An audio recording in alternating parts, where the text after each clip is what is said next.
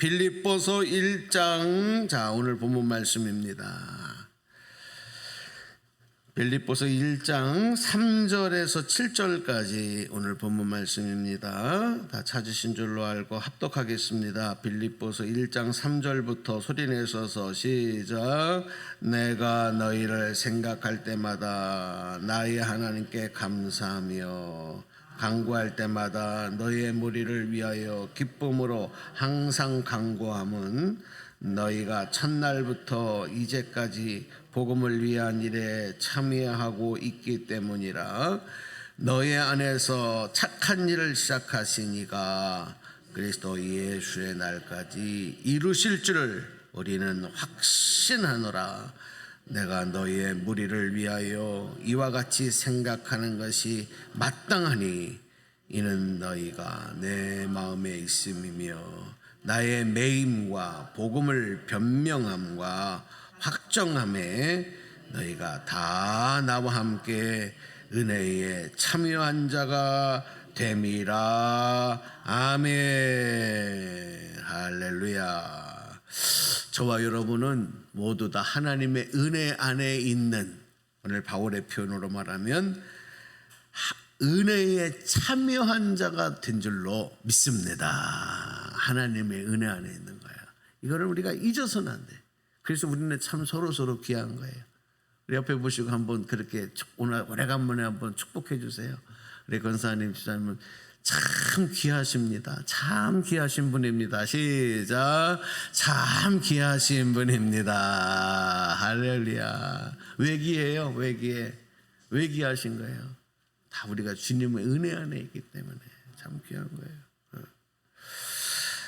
그래서 우리가 서로를 생각할 때마다 너무너무 감사한 거예요. 제가 이거는 거짓말 안 하고 정말 이만큼도 숨김없이 가식 없이 말씀드리는 게 참 우리 새벽 성도님들 생각하면 너무 귀하고 감사하다. 너무 귀하고 감사하다. 이 마음이 항상 있어요. 한 분 한 분을 생각할 때. 오늘도 우리 올라오면서 엘리베이터에서 이미순 권사님 같이 올라오는데 얼마나 딱 뵙는 순간에 그 연세까지 많으시잖아요. 연세도 있으시고 그런데 건강하신 몸으로 같이 이게 기도에 동행할 수 있다고 하는 거 이렇게 볼 때마다 감사한 거야. 임 권사님 할렐루야. 권사님 얘기하는 거예요. 권사님 얘기하는 거예요. 얼마나 감사해요.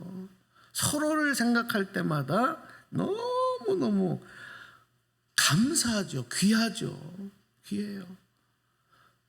물론 그분들도 한 분 한 분이 대단하지만 그것보다 우리가 하나님의 은혜 안에 있기 때문이다. 그리고 서로 기쁠 때 함께 기쁨을 나눌 수 있고 또 힘들 때 서로 기도할 수 있는 거. 참 이게 참 복된 겁니다. 이게 아무리 친한 친척이나 뭐 가족이라도 눈에 봐야 이게 이신점심이라고. 눈에 봐야 마음이 오고 가는 거예요. 예를 들어서 내가 어디가 다쳤어, 아파. 그러면 예를 들어 눈에 보이지도 않는데 나 지금 여기 너무 힘들고 아파. 그러면은 사적 상대방이 힘드시겠어요. 고생하시네요. 빨리 회복하세요. 이렇게 말로 할 수 있어요. 근데 그분이 얼마나 아픈지는 모르잖아. 그냥 들어서만 하는 거지. 그러나 직접 가까이에서 서로 보고 그 상황을 서로 느끼면서 할 때는 말로만이 아니라 마음이 간단 말이에요. 마음이. 이건 달라요. 이건 달라요.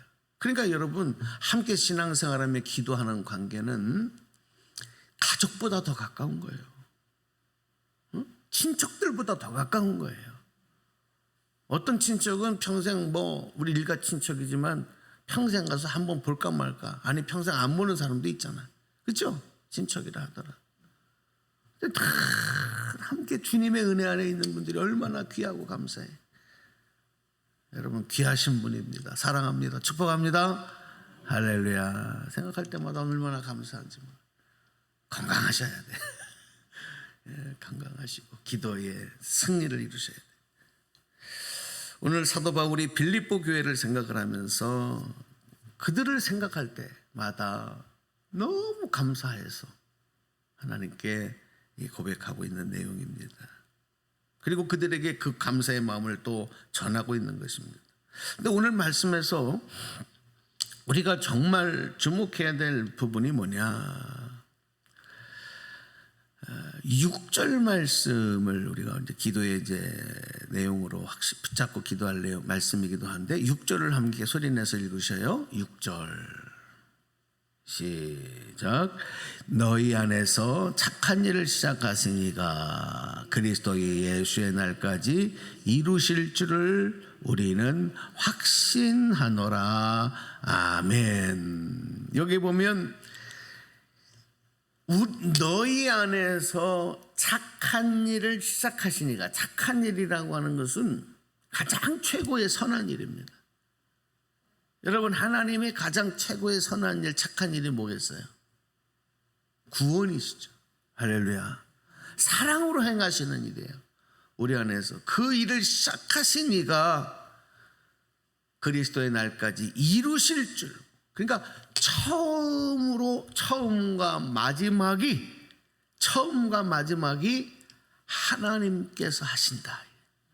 우리의 처음과 마지막. 그렇죠. 생명 주신 분도 누구예요? 우리가 물론 부모에게서 태어났지만, 여러분, 우리도 자식들 낳고 다 키워보셨잖아, 어머니로. 그런데 여러분, 내가 자식을 낳았다고 해서 내가 그 자식을 만든 거예요?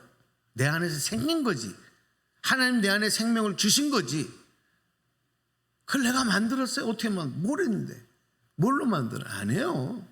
하나님 나에게 주신 거고, 그럼 그 생명의 주인은 결코 내가 아닌 거죠.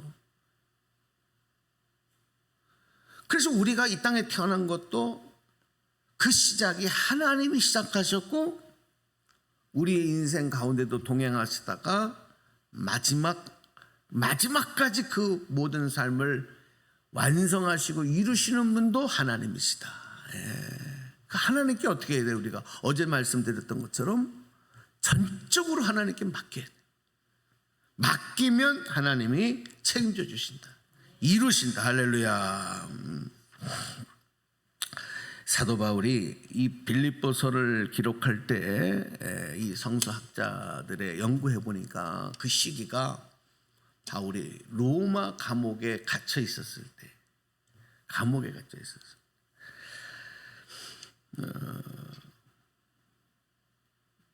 여러분, 감옥에 갇혔다고 하는 거는 분명히 뭔가 죄가 뒤집어 씌워진 거잖아요. 그리고 당시에 이 종교적인 사상적인 이런 죄는 지금도 그렇지만 굉장히 크게 다뤘어요. 심지어 돌로 때려 죽이기도 하고, 그죠? 나중에 결국은 바울이 어떻게 됩니까? 그렇죠. 사형 선고를 받아요. 사형 선고. 그래서 좀 끔찍하지만 당시에 사형법은 그냥 목을 잘라 죽이는, 그렇게 죽어요. 그러니 여러분, 지금 옥에 갇혀 있는 이 감옥에 갇혀 있는 바울의 심정이 어떻겠어요? 너무 미래가 불확실한 거예요. 내일 어떻게 될지 모르는 거예요. 여러분, 이것처럼 불안한 게 어디 있어요? 정말 불안한 겁니다. 우리 모두가, 제가 오늘 방송에서 이렇게 보니까 90세 후반이 되신 그 정신 분석학자 박사시고 평생 의사 하신 분께서 이렇게 이제 인생의 좋은 교훈들을, 많은 환자들을 만나고 당신이 살아온 삶을 통해서 인생은 이렇게 해야 된다 하는 것을 가르치는 얘기가 있어요. 그래서 이렇게 보니까 참 배울 점이 많더라고요. 참고할 점도 많고. 그런데 그 중에 한 가지가 그렇더라고요. 나이가 많아도 죽음은 두렵다. 나이가 90살, 100살가 돼도 죽음은 두렵다.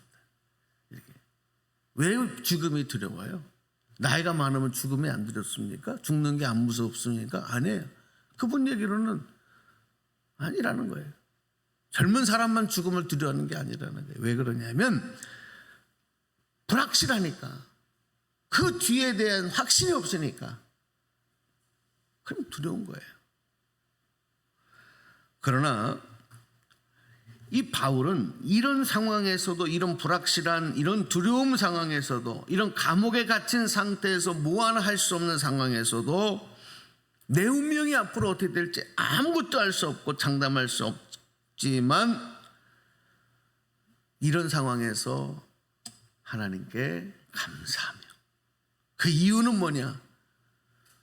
나의 삶의 시작이 하나님께 됐으니 내 인생에 마치는 그 마지막도 하나님이 책임져 주신다.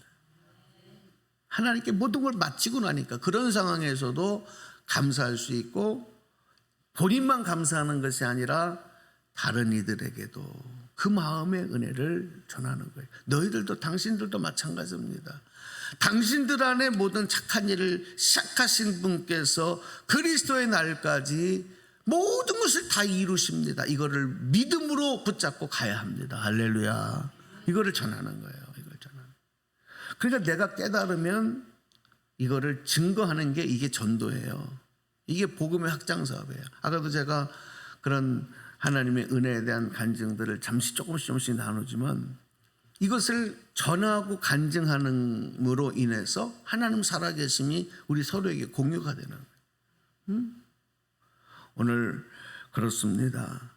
내 생각대로, 내 마음대로 되지 않는 것, 내 예상대로 흘러가지 않는 것, 지금 여러분 우리나라가 마찬가지예요.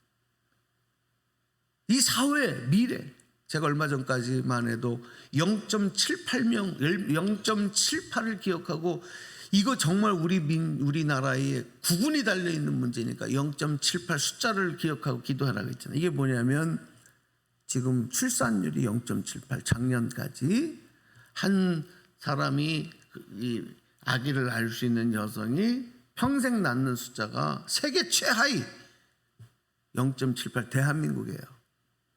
그 다음이 스페인인데 1.23, 그 꼴찌에서 첫 번째가 1.23명, 우리나라 0.78. 근데 더 충격적인 것은 다시 통계가 또 나왔어요. 2023년 2월까지, 이제 초반전까지, 그건 아까 말씀드린 거 2022년도 통계고, 2023년 통계는 0.7, 점점 추락하고 있어요. 여러분, 우리나라 사람만 안 놀란대요. 이거 지금 이 숫자를 들으면 머리를 쥐어짜며, 야, 대한민국 망했다. 학자들은 지금 이렇게, 응? 앞으로 미래가 없는 거예요. 여러분, 이런 것부터 시작해서 지금 우리가 기도할 게 얼마나 많은지, 앞으로 미래가 어두워. 그러나 그럼에도 불구하고 우리는 오늘 이 말씀 붙잡아야 돼. 이 나라를 하나님께서 시작하시고 새롭게 세워주시고 지금까지 인도하셨고 번성케 하셨고, 그 이후의 불확실함도 하나님이 책임져 주실 줄로 믿습니다.